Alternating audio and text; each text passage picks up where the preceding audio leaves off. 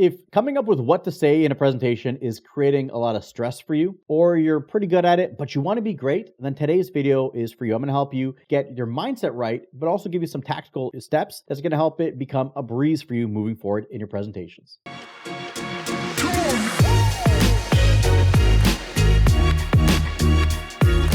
I was at a training recently and we had our clients get up and they started off their presentation by saying, this is our company, this is the year that we were founded, this is our founder, this is why they started their business, this is who we help. And when it came to the feedback, I asked them one question. I go, why did you start that way? We started this way because I wanted to share with you the credibility. I said, okay, that's one way, but put yourself in the audience's seat right now. What's going to provide more value? You talking about how long you've been in business, why your founder started, the vision, the gap in the market, or, hey, are you struggling with this problem? I'm going to help you overcome it today and move you towards this solution.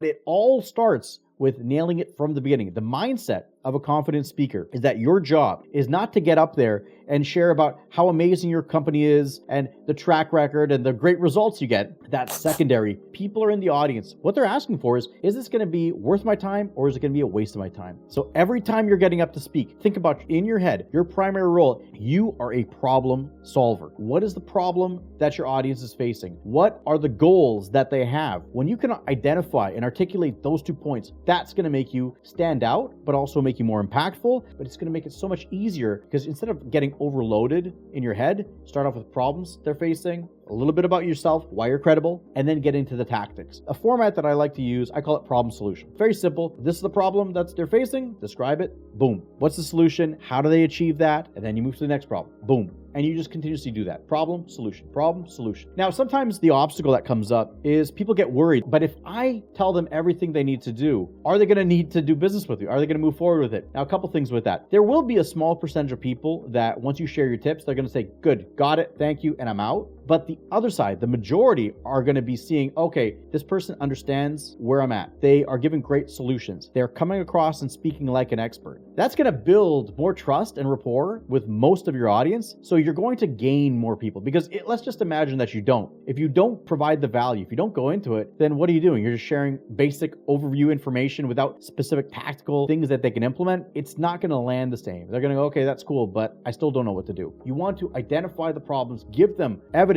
of a path to get there. And then this is the other part too, the fear of giving away too much good information. One, it's going to position you as an expert. So give away your best tactics, your best tips. But the second is that in today's world, information is absolutely everywhere. You want how to do something, look it up online, put it in ChatGPT. You can find the how-to information very easily. It is the cheapest commodity out there right now. What people are consistently paying for is transformation.